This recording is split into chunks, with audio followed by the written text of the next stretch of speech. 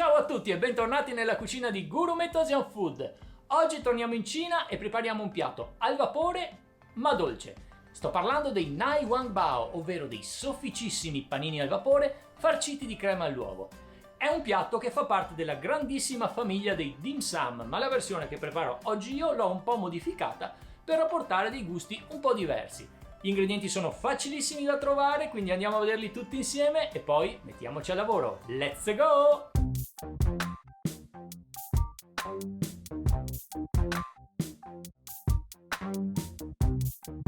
Ed ecco tutti gli ingredienti che compongono la ricetta di oggi.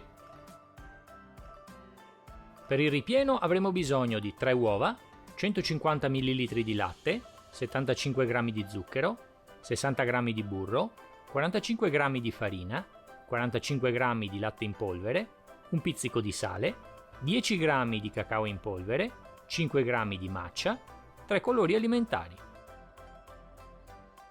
Per la pasta avremo bisogno di 300 g di farina 00, 60 g di fecola di patate, 7 g di lievito di birra secco, 60 g di zucchero, 180 ml circa di latte caldo, un cucchiaio di olio di semi e mezzo cucchiaino di sale fino. E come al solito, dopo aver trovato tutti gli ingredienti, cominciamo la ricetta che divideremo in 4 fasi: la preparazione del ripieno, la preparazione della pasta, la preparazione dei bao e infine impiattamento e degustazione.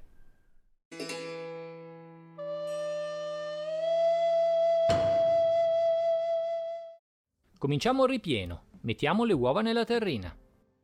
Aggiungiamo il latte, lo zucchero e il sale fino. Mescoliamo bene il tutto con una frusta. In una bacinella a parte mettiamo la farina, il latte in polvere e setacciamo il tutto.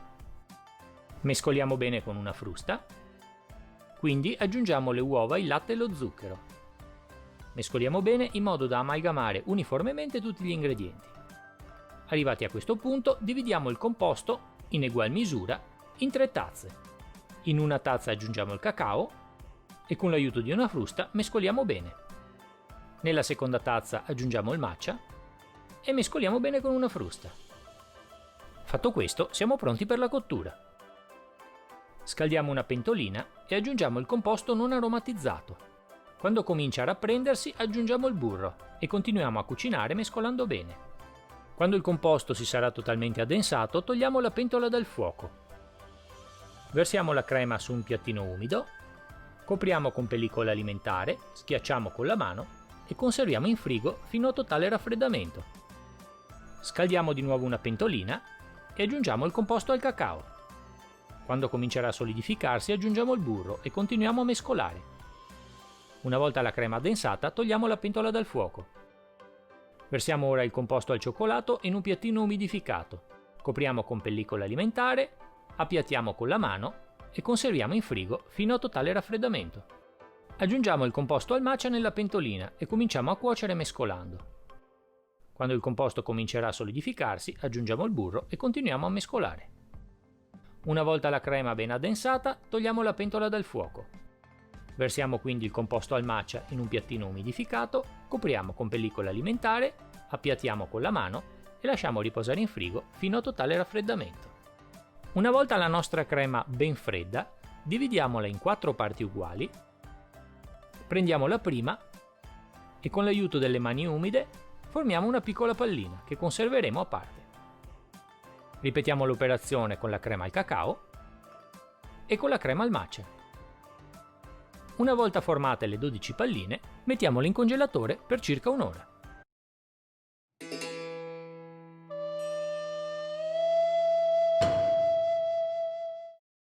Prepariamo la pasta.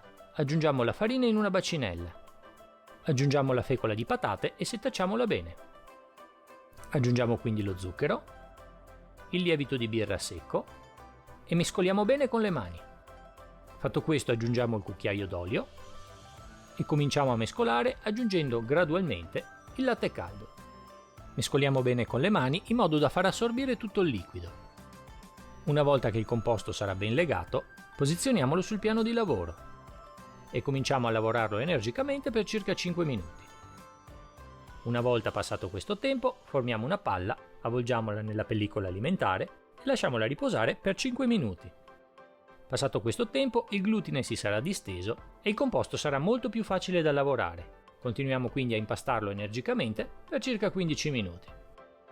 Una volta ottenuto un composto ben liscio, formiamo una palla, posizioniamola su una terrina, copriamo con film alimentare e lasciamola riposare per un'ora in forno spento con la luce accesa.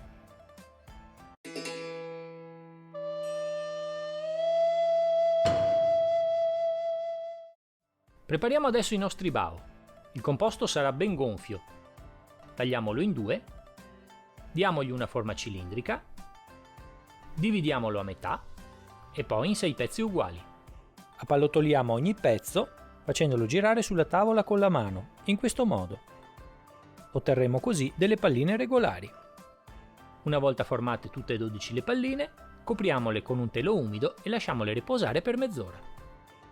Passato questo tempo prendiamo la prima pallina, schiacciamola con il palmo della mano e con l'utilizzo di un piccolo mattarello cominciamo a stenderla. Dopo aver ottenuto un disco di circa 10 cm di diametro, inseriamo al centro la prima pallina di ripieno congelato e cominciamo a avvolgergli i bordi intorno. Schiacciamo bene la pasta intorno al ripieno in modo da farla aderire. Togliamo la pasta in eccesso e appallottoliamo con le mani il nostro bao in modo da dargli una forma più sferica possibile. Mettiamolo ora su un pezzettino di foglio di carta a forno per evitare che si attacchi e conserviamolo a parte. Ripetiamo le varie operazioni per il ripieno al cioccolato e posizioniamolo su un pezzettino di carta da forno contraddistinto da una lettera per identificarlo. Ripetiamo nuovamente le operazioni anche per il ripieno al matcha e posizioniamolo su un pezzettino di carta da forno contraddistinto con una lettera differente dalla prima. Una volta preparato tutti e 12 i nostri bao, copriamoli con un telo umido e lasciamoli riposare per 20 minuti. Portiamo a ebollizione una pentola di acqua e posizioniamo il cestino in bambù per la cottura al vapore con 3 bao dagli aromi differenti. Una volta fatto questo, copriamo col coperchio e lasciamo cuocere per circa 12 minuti. Passato questo tempo, togliamo la pentola dal fuoco e lasciamo riposare 5 minuti.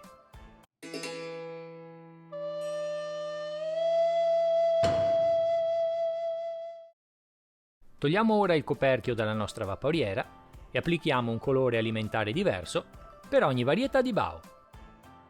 Fatto questo, i nostri Nai Wang Bao sono pronti ad essere degustati. Wei Ko Hao! Buon appetito! Ma vediamo come sono all'interno i nostri bao. Cominciamo con quello all'uovo. Wow! Quello al cioccolato. E per finire, quello al matcha.